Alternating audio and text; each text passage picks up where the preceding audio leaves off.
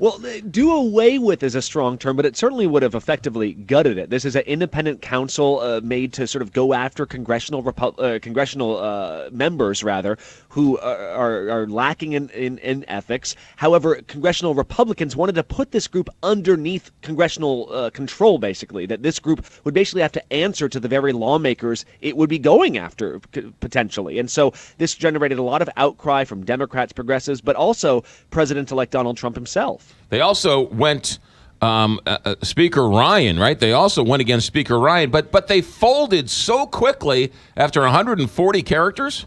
Well, that's right. I mean, Donald Trump basically tweeted, 280 characters, you guys. He had to put it into 2 tweets back to back. Sorry about that. But it basically said, why, with all the things Congress has to work on, are they obsessed with gutting the independent ethics watchdog? But then keep in mind what he actually said. He said, as unfair as this group may be, why is that the priority when they should be focusing on tax reform, health care, things like that? So it wasn't Donald Trump's complaint that this group should stay powerful. It was mainly that this shouldn't be the first thing this Congress is working on. And indeed, there are still congressional Republicans who say we want to sort of sideline this group, but let's do it later. So how come Speaker Ryan has zero power day one to get his caucus behind him? Yeah, he and the people right below him in the Republican sort of leadership in the House, they expressed concerns about this. They said, listen, this will be bad optics. This is not the way to go. This is not the first sort of rules we want to be passing in the new Congress. And, people who were sort of hell-bent on this would not listen to them. And so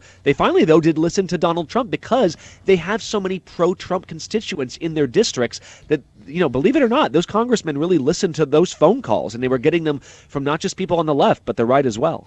Brad Melke, a lot has been made about Obamacare. We know that they voted numerous times. They ran on it.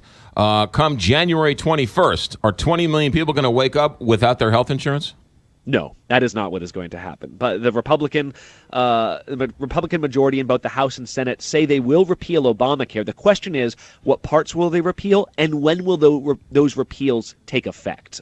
We've heard that they'll probably repeal most, not all, because there are parts that even Donald Trump says he would like to keep around. But those repeals won't actually happen until 2018, 2019. There's even talk that some things might not go into effect until 2020 after a re-election campaign for Donald Trump. So those are all the things Mike Pence is going to weigh today when he meets with Republicans on Capitol Hill. President Obama will meet with Democrats to try to figure out what they can salvage, if anything. Democrats are saying they don't have the guts to do it. They don't have the guts to take it away without having something in its place. What are you hearing?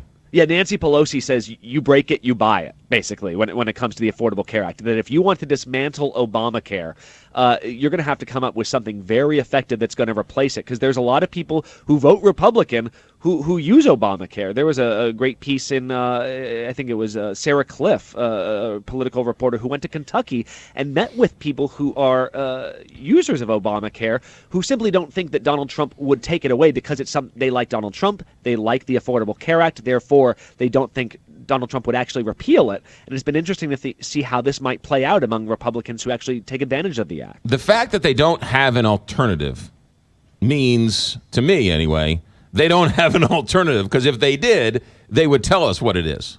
Yeah, we haven't heard a lot of details, but that also is because there's a lot of competing versions of what will be the alternative. There's not a consensus in the Republican-controlled Congress what the things that should take the place are. So all you're hearing from are, 1 or 2 Congress members at a time. I think once Mike Pence is through today, once Donald Trump takes office, you might start hearing a more unified approach to what might happen when they do want to repeal. Put your tray table in the upright position, Brad Melke, and put your seatbelt on, because this is going to be a ride. Brad, thanks for checking in. Hey, thanks, guys. Brad Melke, ABC News correspondent in New York, covering all this stuff for us. 7:26. We'll do numbers